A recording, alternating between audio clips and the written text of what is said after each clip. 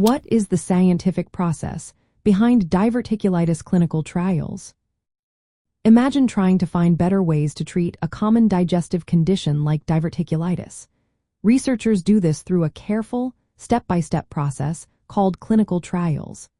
These trials are designed to find out if new treatments are safe and effective, and they follow strict rules to make sure the results are trustworthy.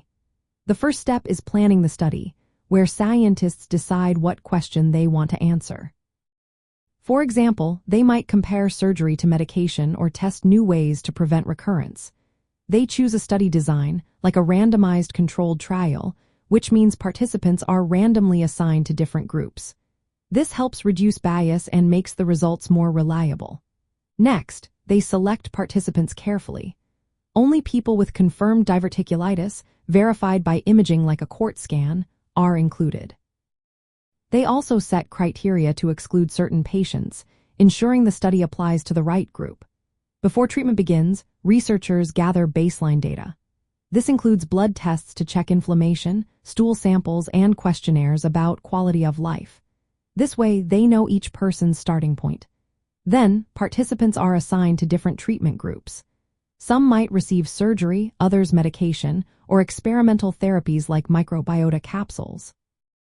The treatments are standardized to keep things consistent across all sites. Throughout the trial, patients are monitored regularly. They have follow-up visits, blood tests, imaging, and answer questions about their symptoms and well-being. These check-ins can happen in person or remotely over months or even years. When the trial ends, researchers analyze all the data. They compare outcomes between groups, looking at how well treatments worked, safety, recurrence rates, and quality of life. They use statistics to see if differences are meaningful. Ethical oversight is crucial. Every trial follows strict guidelines to protect participants, including informed consent and monitoring for adverse events. If safety concerns arise, the trial can be paused or stopped. Once completed, the results are shared with the medical community through publications and presentations. This helps doctors make informed decisions and update treatment guidelines.